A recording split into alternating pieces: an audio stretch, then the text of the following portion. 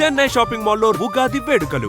మీ పండుగ shopping Chennai shopping మాల్లో చేయండి. అందమైన వస్త్రాలతో పాటు విలువైన బహుమతులు పొందండి. ఇప్పుడు అసలు పట్టించుకోవట్లేదు. ట్రంప్ ఏమన్నారు, నేను అన్ని యుద్ధం ఆపడానికి వచ్చాను చెప్పి మంచి ఇంకో కొత్త యుద్ధం మొదలుపెట్టాడు ఇక్కడ. ఎనీవే, చైనా వాళ్ళ వైపు నుంచి శాటిలైట్ ఇమేజరీ ఇస్తున్నారు ఇరాన్కి. అదొకటి అమెరికా కూడా అంగీకరించారు. అది ఇదే పని వాళ్ళు పాకిస్తాన్తో చేసి పాకిస్తాన్కి హెల్ప్ చేశారు. ఆపరేషన్ సింధూర్ టైంలో రియల్ టైమ్ శాటిలైట్ ఇమేజరీ ఇచ్చారు. ఓకే, దానికి కారణం వాళ్ళు ఏం చెప్తున్నారంటే, వాళ్ళు సప్లై చేసిన రాడార్కి రియల్ టైమ్ శాటిలైట్ ఇన్ఫర్మేషన్ కావాలి, పాకిస్తాన్కి మేమే సప్లై చేసాం, వాళ్ళు అది వాడుకోవాలంటే మేము శాటిలైట్ ఇమేజరీ ఇస్తేనే అది వాడుకోవచ్చు వాళ్ళంటారు. ఇరాన్ కేసులో కూడా బహుశా అదే వాళ్ళు చెప్తారు వాళ్ళు, ఎందుకంటే ఇరాన్కి సప్లై చేసిన అదే radar systems China. So radar ఎట్లా పనిచేస్తుందండి, without information, real time information కావాలి, దానికోసం వాళ్ళకి ఇన్ఫర్మేషన్ ఇచ్చాం, యాజ్ పర్ కాంట్రాక్ట్ అంటారు. ఎనీవే, చైనీస్ అది పని చేయలేదు. పాకిస్తాన్ వైపు మనం కొట్టుపడేసాం, ఇక్కడ యూఎస్ వాళ్ళు కరప్ట్ చేసేసారు దాన్ని మొత్తం. అంటే ఆ సైబర్ అటాక్ నడిపించారు దాని మీద. అది ఇంకో పెద్ద స్టోరీ యాక్చువల్. యూఎస్ ఏం చేశారు, ఫస్ట్ డే సాటర్డే కన్నా ముందు, సాటర్డే మార్నింగ్ అక్కడ ఇజ్రాయలీ ఎయిర్ ఫోర్స్ 200 ప్లేన్లు ఇజ్రాయెల్ నుంచి బయలుదేరిన టైంలో యూఎస్కి 2 కమాండ్స్ ఉన్నాయి. సైబర్ కమాండ్ ఒకటి ఉంది, స్పేస్ కమాండ్ ఒకటి ఉంది. మన దగ్గర సైబర్ కమాండ్, స్పేస్ కమాండ్ లేదు. మన ఇస్రోని యూజ్ చేస్తాం మనం స్పేస్ కోసం. వాళ్ళ వైపు సైబర్ కమాండ్. వాళ్ళు ఏం చేస్తారంటే, ఎలక్ట్రిసిటీ నెట్వర్క్, టెలికాం నెట్వర్క్, దీంట్లో దూరిపోతారు. మొత్తం డిసేబుల్ చేసి పడేశారు ఆ రోజు పొద్దున. ఒకరితో కాంటాక్ట్ చేయలేకపోయారు వాళ్ళు. ఏం జరుగుతుందని తెలిసే ముందు బాంబు వచ్చి పడ్డది. ఇజ్రాయలీస్ వాళ్ళు బాంబు చేశారు. అదే టైంలో వీళ్ళ స్పేస్ కమాండ్ ఏం చేస్తారంటే, శాటిలైట్స్ యూజ్ చేసి రియల్ టైమ్ ఇమేజరీ ఫీడ్ చేస్తారు వాళ్ళ షిప్స్కి కానీ, వాళ్ళ ఎయిర్క్రాఫ్ట్ కానీ, వాళ్ళ మిసైల్ బ్యాటరీస్కి. ఇది వాళ్ళు చేస్తున్న పని. కానీ అమెరికా ఎప్పుడు మిస్కాల్కులేట్ ఏం చేస్తారంటే, వీళ్ళు అనుకున్నారు చైనా దగ్గర ఉన్న దానితో ఏం చేయలేరు వీళ్ళని. కరెక్ట్, అది చాలా మటుకు correct. China satellite technology, China imagery ఏం పనిచేయదు. కానీ ఇరాన్ చాలా మటుకు వాళ్ళ దగ్గర ఆల్మోస్ట్ ఇప్పుడున్న లెక్క ప్రకారం 25,000 నుంచి 30,000 డ్రోన్లు తయారు చేసుకున్నారు. ఒక average cost of a drone is $25,000. ఈ 12-day వార్ నడిచిన తర్వాత, ట్రంప్ అడ్మినిస్ట్రేషన్ వచ్చిన తర్వాత, ఈ చైనీస్ డ్రోన్ గురించి వాళ్ళకి చాలా మటుకు అవగాహన వచ్చింది. ఈవెన్ హెజ్బుల్లా వైపు నుంచి వాడుతున్నారు. హెజ్బుల్లాకి ఆయుధాలు ఇచ్చేది మొత్తం చైనానే కంప్లీట్గా, హమాస్ కూడా అంతే. వీళ్ళేం డిసైడ్ చేశారంటే, పీటర్ హెగ్సెత్ వాళ్ళ డిఫెన్స్ సెక్రటరీ, అమెరికా కూడా డ్రోన్ తయారు చేద్దామని చెప్పి. ఇవాళ వచ్చింది ఆ న్యూస్. నిన్న దాకా న్యూస్ రాలేదు బయటికి. ఇప్పుడు అమెరికా కూడా డ్రోన్లు వాడుతున్నారంట. ఎవరు వ్యతిరేకంగా? ఇరాన్ వ్యతిరేకంగా. సో ఇంగ్లీష్లో అంటారు, if you can't beat them join them అంటారు. సో వాళ్ళు ఇప్పుడు ఇరానియన్ లీడర్స్ని టార్గెట్ చేయడానికి, ఇరానియన్ ఫెసిలిటీస్ని టార్గెట్ చేయడానికి, పవర్ స్టేషన్స్ని టార్గెట్ చేయడానికి డ్రోన్ వాడుతున్నారు. సో ఆ డ్రోన్ ఇప్పుడు నుంచి, నిన్నటి నుంచి మొదలైందంట వాళ్ళు. సో ఇజ్రాయెల్ చూడండి, ఇజ్రాయెల్ ఏ రోజు వచ్చి కొట్టేసి వెళ్ళిపోయారు సాటర్డే రోజు, దాని తర్వాత వాళ్ళు తిరిగి రాలేదు మళ్ళీ ఇక్కడికి. వాళ్ళ వైపు నుంచి వాళ్ళు హెజ్బుల్లాని డీల్ చేసుకుంటున్నారు అక్కడ. వాళ్ళకి ఆ ప్రాబ్లం ఉంది అప్పుడు. మళ్ళీ కావాలంటే ఇంకోసారి ఇచ్చి కొట్టేసి వెళ్ళిపోతారు వాళ్ళు. కానీ America is dealing with the problem. ఇప్పుడు జరుగుతుంది అంటే కవిత గారు, మెయిన్ థింగ్ మీరు చెప్పినట్లు ఖర్చులు. ఒక $1 million patriot missile versus $25,000 drone. ఇది ఎన్ని రోజులు నడుస్తుంది? ఇవాళ పొద్దున వచ్చిన న్యూస్లో చాలా మటుకు అనలిస్ట్ ఏమంటున్నారు, ఎవరు ఈ యుద్ధం గెలుస్తారని ఒక ప్రశ్న అందరు అడుగుతున్నారు. ఎవరి దగ్గర ఆయుధాలు మిగిలిపోతే వాళ్ళే గెలుస్తారు. Simple logic. ఏ రకమైనటువంటి ఆయుధాలు? ఎందుకంటే ఇక్కడ డ్రోన్లే వాడుతున్నారు, అక్కడేమో మిసైల్స్ దగ్గర నుంచి వస్తుంది. ఇప్పుడు 5 days తర్వాత రిలైజ్ అయింది అమెరికా. బట్ ముందు నుంచి కూడా వీళ్ళు భావిస్తోంది ఏంటి, ఇరాన్ దగ్గర న్యూక్లియర్ వెపన్స్ ఉన్నాయి, దాన్ని తయారు చేయాలని చూస్తోంది. బట్ డ్రోన్ టెక్నాలజీతోనే మనల్ని కొడుతుంది అనేది వాళ్ళు ఎక్స్పెక్ట్ చేయలేదు. అంటే ఇన్ని డ్రోన్స్ ఇంత ఎగ్జాక్ట్ స్పెసిఫికేషన్స్ కొడతా అనుకోలేదు. పిచ్చోన్ చేతిలో రాయిలాగా ఎక్కడ పడేస్తాడో తెలియదు. సో నో ప్రాబ్లం అనుకున్నారు. కానీ ఎగ్జాక్ట్ అమెరికన్ కాంపౌండ్ యూఏఈలో కొట్టారు, కన్సులేట్లో. రియాద్లో ఉన్న అమెరికన్ కన్సులేట్ని కొట్టారు. పామ్ జుమేరా దుబాయ్ని కొట్టారు. దుబాయ్ ఎయిర్పోర్ట్ కొట్టారు. మనామా బహ్రెయిన్లో ఉన్న US 5th Fleet హెడ్ క్వార్టర్స్ని కొట్టారు. అంటే అంత ప్రిసైజ్ ఇన్ఫర్మేషన్ ఉంది కవిత గారు వాళ్ళ దగ్గర. ఎందుకంటే మీరు డ్రోన్ ఒట్టు పంపించలేదు అట్లా. మీరు దాన్ని కీ చేసి దాని ఇన్ఫర్మేషన్ దాంట్లో లోడ్ చేసిన తర్వాతనే దాన్ని లాంచ్ చేస్తారు. తర్వాత చూసుకుంటుంది, దాని లోపల రాడార్ సిస్టమ్స్ ఉంటుంది, అది రీఓరియంట్ చేసుకుంటుంది, టార్గెట్ మూవ్ అయితే అది కూడా మూవ్ అవుతుంది దాంతోపాటు. ఇది ఇట్లా ఉంటే ఇంకొక వైపు ఇజ్రాయెల్ మీద మిసైల్ అటాక్ మొదలైంది. మీకు తెలుసుంటుంది, జెరూసలంలో 10 మంది చనిపోయారు, టెల్ అవీవ్లో కొంతమంది చనిపోయారు. దీంట్లో కూడా ఇప్పుడు ఇజ్రాయెల్ కూడా ఒక లెసన్ తెలిసిపోయింది. ఏంటి, ఈ వాళ్ళు పంపించే మిసైల్స్ని ఎందుకు మా iron dome, David Sling and Arrow systems అడ్డుకోలేకపోతున్నారని. ఇరాన్ దగ్గర 2 టైప్ మిసైల్ సిస్టమ్స్ ఉన్నాయి. ఒకటి సూపర్ సోనిక్, ఒకటి హైపర్ సోనిక్. దాంట్లో తెలిసిపోతుంది మీకు which is which. Supersonic sound, speed of sound, other is hypersonic. ఈ 2 మిసైల్స్కి ఒక బేసిక్ టెక్నాలజీ ఒకటి ఉంది. అంటే ఒక మోటార్ ఉంటుంది which is launching it like a rocket. మన దగ్గర ఇస్రో రాకెట్ లాంచ్ చేస్తే కానీ అందుకని చిన్నది ఉంటుంది. దీన్ని లాంచ్ చేసే టైంలో ఆ లాంచర్ నుంచి 17 టైమ్స్ స్పీడ్ ఆఫ్ సౌండ్, మాక్ 17 అంటారు, MACH, ఆ సౌండ్ ఆ స్పీడ్లో ఈ రాకెట్ని లాంచ్ చేస్తారు. ఏది అట్మాస్ఫియర్లకి. So it will goes out of the atmosphere పైకి వెళ్ళి అక్కడి నుంచి కోస్టింగ్ ఫేస్ నుంచి వచ్చి లాస్ట్లో టార్గెట్ కన్నా 100 కిలోమీటర్ ముందు మళ్ళీ అట్మాస్ఫియర్లో రీఎంటర్ అయిన టైంలో దాని స్పీడ్ మళ్ళీ పెరుగుతుంది. The best part about Israel technologies, వాళ్ళ దగ్గర ఐరన్ డోమ్ ఉంది, డేవిడ్ స్లింగ్ ఉంది అండ్ పేట్రియట్ ఆరో. మూడు డైరెక్షన్లో పనిచేస్తుంది. ఒకటి 70 కిలోమీటర్ దాకా, ఒకటి 300 కిలోమీటర్, ఒకటి 1500 కిలోమీటర్. కానీ ఈ ఇరానియన్ మిసైల్స్లో ఏం చేశారంటే వాళ్ళు చాలా వాళ్ళ సైంటిస్ట్ని మెచ్చుకోవాలి. వాళ్ళు ఏం చేస్తారు, ఒక నాజిల్ పెట్టారు ముందు. ఆ నాజిల్ ఏం చేస్తుందంటే అది మూవ్ అవుతూనే ఉంటుంది. సో ఈ మిసైల్ కూడా మూవ్ అవుతూనే ఉంటుంది. It doesn't take a parabolic path. Same అదే డైరెక్షన్లో వెళ్ళకుండా. ఇప్పుడు మీరు పేట్రియట్ ఫైల్ చేస్తే అది ఒకటే యూని డైరెక్షన్లో వెళ్తుంది. ఇదేమో ఇక్కడ దాకా వచ్చి మళ్ళీ ఇక్కడికి వెళ్ళిపోతుంది, మళ్ళీ ఇక్కడికి వస్తుంది, మళ్ళీ ఇక్కడికి వస్తుంది. It takes a zigzag path. That ఇప్పుడు దాకా అమెరికా ఏమంటున్నారంటే వాళ్ళ దగ్గర అట్లాంటి వాళ్ళు దొరకలేదు వాళ్ళకి. కానీ they want to get a Iranian missile. ఏముంది దాంట్లో, వాళ్ళు ఏం చేస్తున్నారు? 1-2 టెల్ అవీవ్ దగ్గర దొరికింది, కానీ అది డ్యామేజ్డ్ కండిషన్లో ఉండే. కానీ ఎవరు తయారు చేశారు, కానీ వాళ్ళకి ఎవరు హెల్ప్ చేశారు? చైనా హెల్ప్ చేశారా? దీనికన్నా ముందు రష్యా వాళ్ళు బాగున్న టైంలో వాళ్ళు హెల్ప్ చేశారా? ఎవరో ఆర్ నార్త్ కొరియా? నా అంచనా ప్రకారం it is north Korea which gave them the technology. Okay, చాలా క్లియర్. దాంట్లో నార్త్ కొరియాకి ఏమో ఇచ్చారు, వీళ్ళు యురేనియం ఇచ్చుంటారు, ఏదో ఇచ్చారు నార్త్ కొరియా దాని బదులు వాళ్ళకి. ఎందుకంటే పాకిస్తాన్ కూడా అదే చేశారు కదా. పాకిస్తాన్ కిమ్ జాంగ్ ఉన్ వాళ్ళ నాన్నగారు ఉన్న టైంలో ఆయనకి they gave him the rocket technology. Uranium ఇచ్చారు వాళ్ళు న్యూక్లియర్ ఫెసిలిటీ పెట్టుకోవడానికి. దాని తర్వాత న్యూక్లియర్ వెపన్స్ ఫెసిలిటీకి వచ్చారు ఏక్యూ ఖాన్ ఉన్న టైంలో Pakistan. In return north Korea వీళ్ళకి మిసైల్ టెక్నాలజీ ఇచ్చారు. వీళ్ళ దగ్గర ఉన్న మిసైల్స్ మీరు చూసుంటారు, షహీన్, బాబర్, ఇదాన్ని. అదే టైంలో ఇరాన్ దగ్గర ఉన్న మిసైల్స్ ఫతా-1, ఫతా-2 ఈజ్ 1 హైపర్సోనిక్, ఒకటి సూపర్ సోనిక్. ఈ మిసైల్స్తోనే వాళ్ళు ఇజ్రాయెల్ని కొడుతున్నారు. సో దానికోసం కూడా ఇచ్చింది అంటున్నారు. టర్కీ దగ్గర నుంచి కూడా వచ్చాయా ఇరాన్కి? ఎస్, టర్కీకి కూడా వచ్చి ఉంటుంది. కానీ టర్కీకి ఇరాన్కి ఎప్పుడు పడదు. 1 because of religion factor, Shias and Sunny's. So అది టర్కీ డౌట్ఫుల్ ఉంది. పాకిస్తాన్ వైపు నుంచి కూడా కొనలేదు వీరు, ఎందుకంటే అక్కడ కూడా షియా సున్నీ ప్రాబ్లం ఉంది. టర్కీ కన్నా నాకు ఎక్కువ డౌట్ ఉన్నది, టర్కీ ఇప్పుడే మొదలుపెట్టారు ప్రొడక్షన్ ఒక 5 సంవత్సరాల ముందు. బట్ ఇరాన్ వాళ్ళ దగ్గర 20 సంవత్సరాలు 15 సంవత్సరాల నుంచి టెక్నాలజీ ఉంది, డెవలప్ చేసుకుంటూ వస్తున్నారు, దాన్ని రీఫైన్ చేసుకుంటూ వస్తున్నారు. నా అంచనా ప్రకారం ఇట్ ఈస్ నార్త్ కొరియా.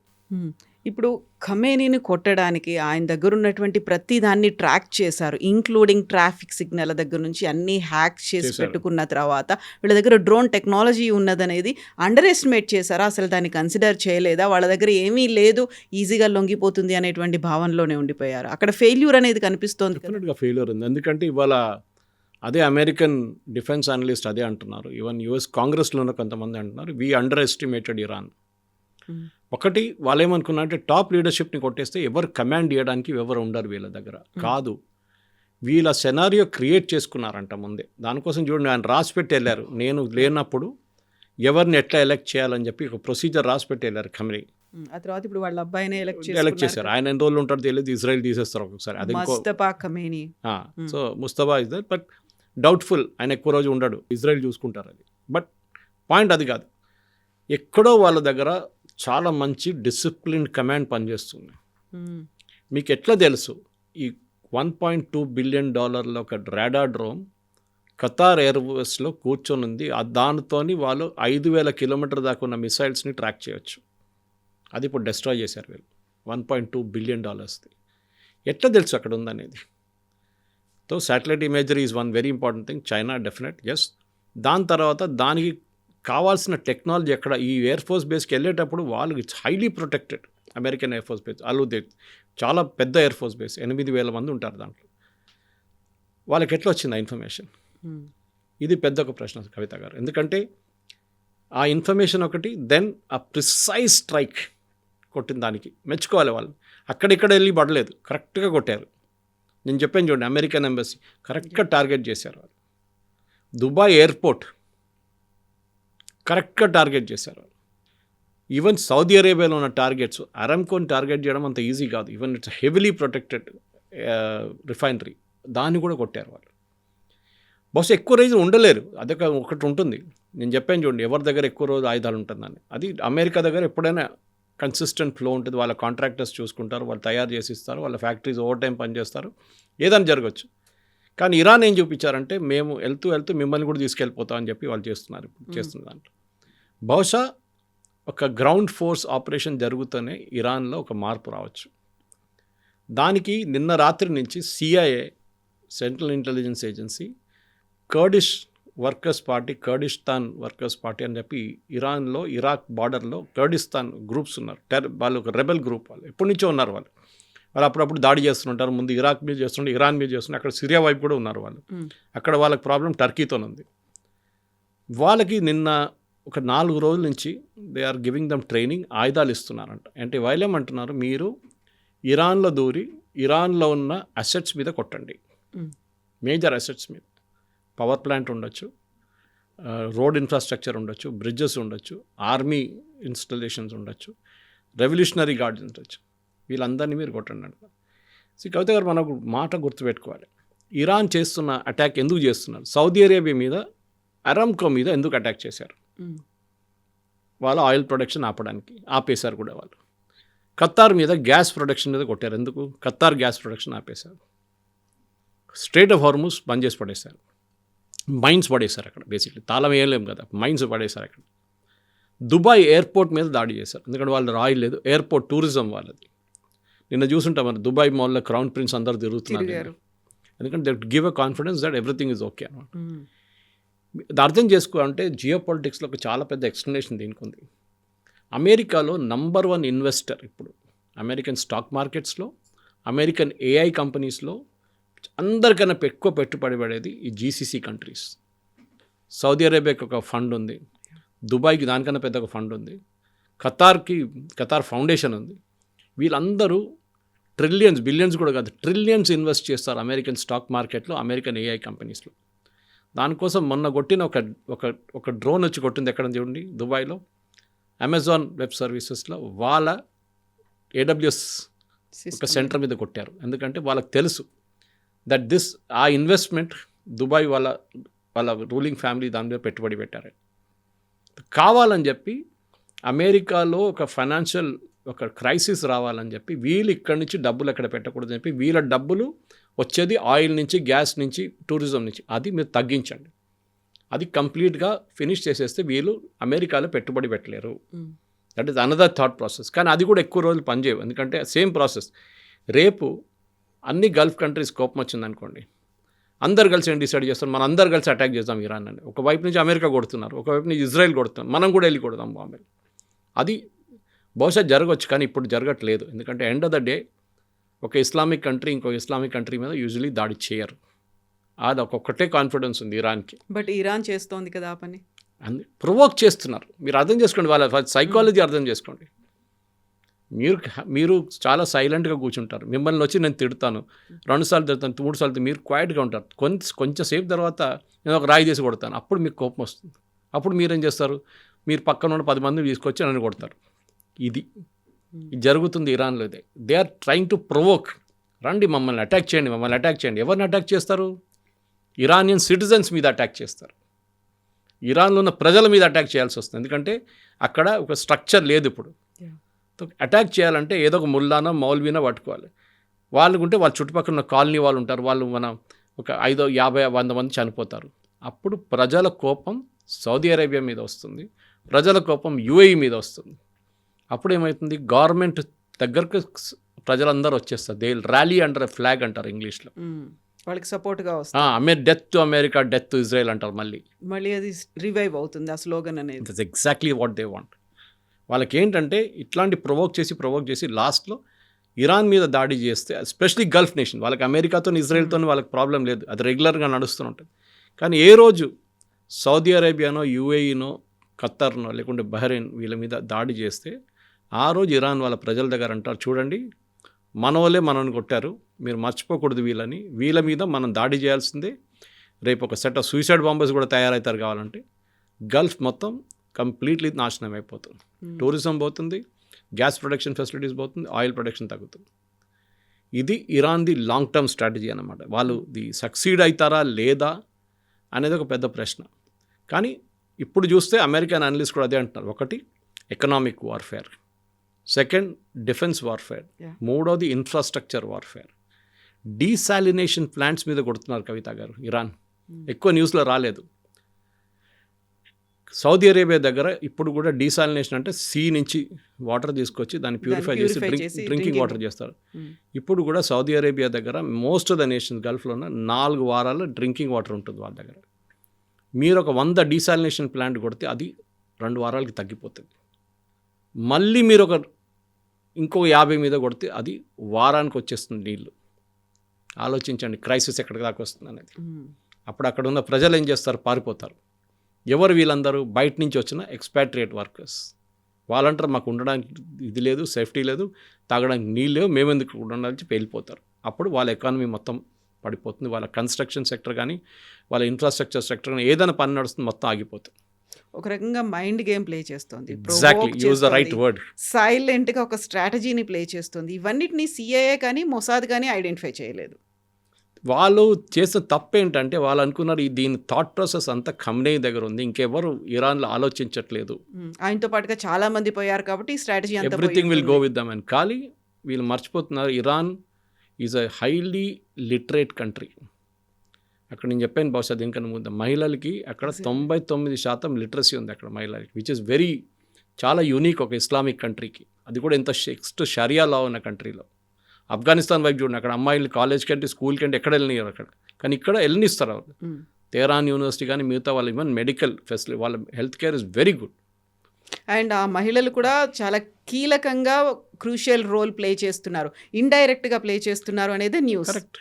ఇప్పుడు అర్థం చేసుకోవాలంటే then there is a third element now which is technology. అంటే వాళ్ళ దగ్గర కాసిం సులేమానీని చంపిన తర్వాత కూడా కాసిం సులేమానీ సెటప్ చేసిన ఆ టెక్నాలజీ బ్యాక్ బోన్ ఇరాన్కి చాలా పనికి వచ్చింది. వాళ్ళు అనలైజ్ చేసుకున్నారు.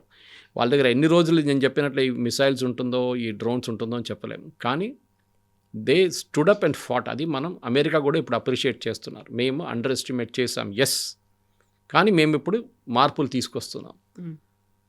ఆ కొట్టువైపు Saudi Arabia, UAE, Qatar, Bahrain వీళ్ళందరూ ఏమంటారు, మేము ఎప్పుడు ఊహించలేదు మా మీద దాడి చేస్తారని.